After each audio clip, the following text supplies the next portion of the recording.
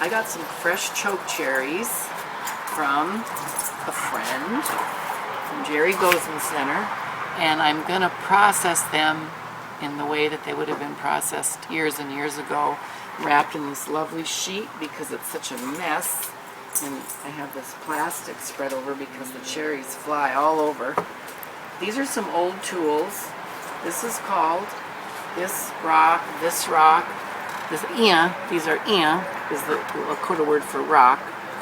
These are, this is called ichutu, the bottom rock, the rock that you pound on. The rock that you pound with is called ihonichata. They're kind of old words. Some people just call them champagashkapi. These are champa, or chokecherries, okay, or just the word for cherries. Champa. Champagashkapi means to pound, to crush. These I got from my friend Marge Mousseau, and they were from her great-grandma, and her name was Mary Martha, or Martha Mary on the ground. What you do is you put a very few cherries on there, and you just smash it. It's pretty basic. And you just, pits and all, you want the pits in there because that's what gives it that flavor. But you got it, the pits are real, woody and sharp. And you just have to just keep smashing.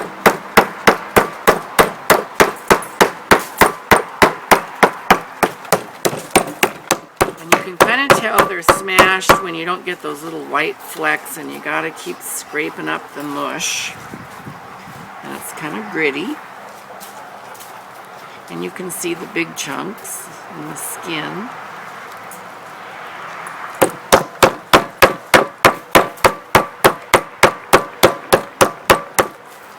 See those white, the white stuff is basically, there's pulp or the dark skin, and then the whiter stuff, that's the pits.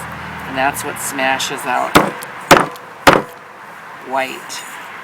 And then you just want that gone. But this is something that nomadic people used to use, these little rock.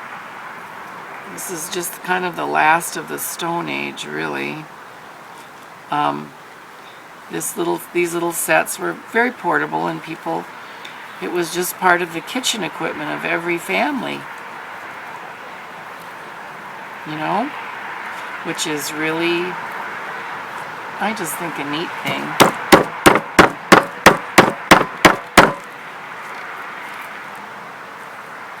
There we go. Normally people would position these on the ground, and in the old days, I think, from what I read, people would use rawhide, and like a rawhide bowl, a big deep one that would catch all these flying bits.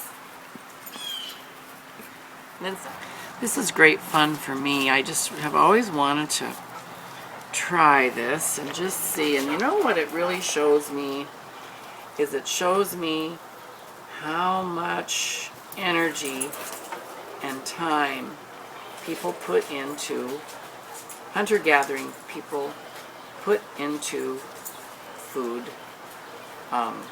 gathering food and preparation. See all those berries I did, made this little bit, boop, little tiny bit. You just add that to your little pile there, and that looks pretty unusual, doesn't it? See those little white spots on there? That's really getting those pits ground up. Oh yeah. So we are just mashing these berries. You use these patties that you make. You end up with these patties, little patties like this, flattened out. When you do this, when you make this like this, it's called uslisli. It's to make these little, because you're taking this mush, and it's called uslisli. And anyway, you have these patties that you then dry. I just put them on get an old screen, window screen, and I have that propped up in the house horizontally. I put cheesecloth on top of that. When I put these patties on to dry, I'll put cheesecloth over that, then a lighter layer to keep the flies off and stuff. And I dry them in the shade. I think it's nicer than drying them in the direct. And then you take those dried patties and they'll last and last and last. People used to just, you know, in historic times when they had like cloth or canvas bags, would just pile them up in canvas bags. And then you take a few of those, it takes maybe 3 or 4 patties, like, you know, like patties, to maybe a couple quarts of water, and you reconstitute them in the water. Then you just kind of cook it in the water a little bit after the stuff is strained out that you don't want, and then you can sweeten it to taste if you want with sugar or honey. I think less is better. I love the taste of that cherry, that kind of bittersweet cherry flavor. And I'll tell you, if you make this with just cherry juice without the pits, it's not the same. And anyway, then you thicken it. I think in the old days they thickened it with they would crush up dried turnips, that dried root. That we have braids of that at the store. The tinsula? The tinsula. They would thicken it with powdered tinsula. Nowadays people love to eat it with fry bread. I think in the old days they just ate it by itself, or they might have probably served it with meat. And if you want to do, you know, I suppose if you wanted to, wouldn't it be kind of fun to try that thickened gravy on like some buffalo or something, just to see marry those flavors together? You could have kind of this fusion, contemporary fusion of ancient food. And this ancient food is really, it's real special because it is so old timey favorite. But you just got to get those pits pounded up. I imagine I could be here all day.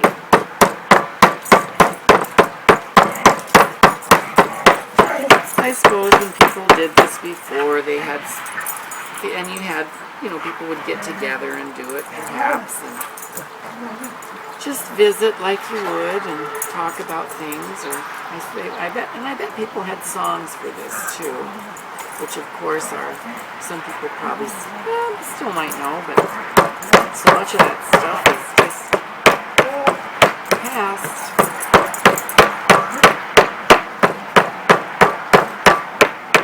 How you do it. Wow, is that something? Just look at that tiny bit from that bunch of cherries. My gosh. That's a lot of work, folks. Yeah. But just think. See, and there's still some of that white, which is what you don't want. You want to get that all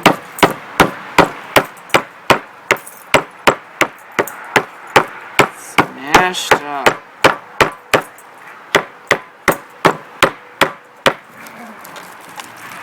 Yeah, you gotta pound. You can't just roll. No shortcuts. No shortcuts. This is it.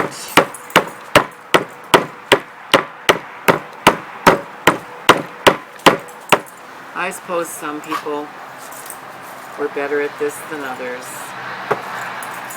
Some people probably talked about how so-and-so didn't crush their cherries enough, which I suppose, if you're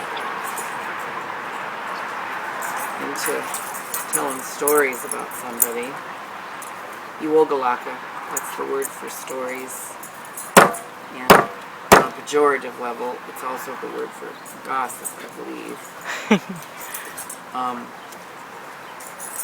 If you wanted to ask somebody if they had any stories, you'd say Iwogalaka Lohana.